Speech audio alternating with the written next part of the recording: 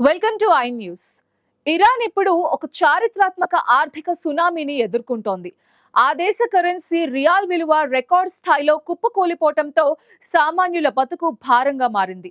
ఆకలి కేకలు, నిరసన జ్వాలలతో ఇరాన్ వీధులు అట్టుడుకుతున్నాయి.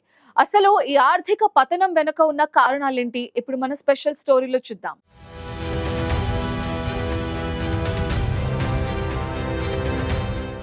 ఇరాన్ ఆర్థిక వ్యవస్థ ఇప్పుడు మృత్యువు అంచున నిలబడింది. దశాబ్ద కాలంలో ఎన్నడూ లేని విధంగా ఇరాన్ కరెన్సీ రియాల్ విలువ అమెరికన్ డాలర్ ముందు పూర్తిగా కుప్పకూలిపోయింది. ఇది కేవలం అంకెల పతనం కాదు, కోట్ల మంది ప్రజల జీవితాల పతనం. కరెన్సీ విలువ ఆవిరైపోవడంతో ఇరాన్ ప్రజల కొనుగోలు శక్తి పాతాళానికి పడిపోయింది. నిత్యావసర వస్తువుల ధరలు ఆకాశాన్ని తాకుతున్నాయి. నిన్నటి వరకు మధ్య తరగతిగా ఉన్నవారు నేడు పేదరికంలోకి నెట్టబడుతున్నారు. ఆహారం, మందులు, ఇంధనం, ఇలా ప్రతి వస్తువు ధర సామాన్యుడికి అందరంత దూరంలోకి వెళ్లిపోయింది.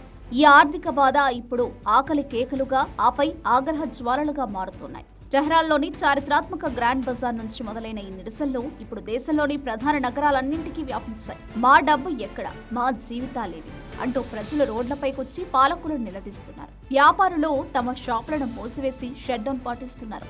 కొందరైతే తమ పొదుపు మొత్తాన్ని కాపాడుకోవడానికి బంగారాన్ని లేదా విదేశీ కరెన్సీని కొనేందుకు ఎగబడుతున్నారు. కానీ అక్కడ రియాల్కు కనీస విలువ కూడా దక్కని పరిస్థితి నెలకొంది. పరిస్థితిని అదుపులోకి తెచ్చేందుకు ప్రెసిడెంట్ మసూద్ పెజెష్కియాన్ ప్రభుత్వం శతవిధాలా ప్రయత్నిస్తోంది. సెంట్రల్ బ్యాంక్ అధికారులను మార్చడం, ఆర్థిక శాఖల్లో ప్రక్షాళన చేయడం వంటి చర్యలు చేపట్టినప్పటికీ క్షేత్రస్థాయిలో ఫలితం మాత్రం శూన్యం. ఏళ్ల తరబడి కొనసాగుతున్న అంతర్జాతీయ ఆంక్షలు ఇరాన్ మెడకు ఉరితాడయ్యాయి. దీనికి తోడు అవినీతి, తప్పుడు ఆర్థిక నిర్వహణ, విదేశీ మారక ద్రవ్యం కొరత ఇరాన్ను ఈ దారుణ స్థితికి తీసుకొచ్చాయి.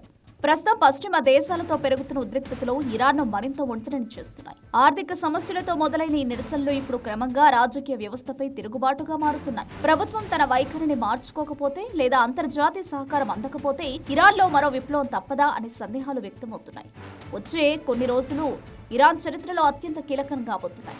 ఈ ఆర్థిక మరణం నుంచి ఇరాన్ బయటపడుతుందా లేక పూర్తిగా విచ్ఛిన్నమవుతుందా అనేది ఇప్పుడు ప్రపంచమంతా ఆసక్తిగా గమనిస్తోంది.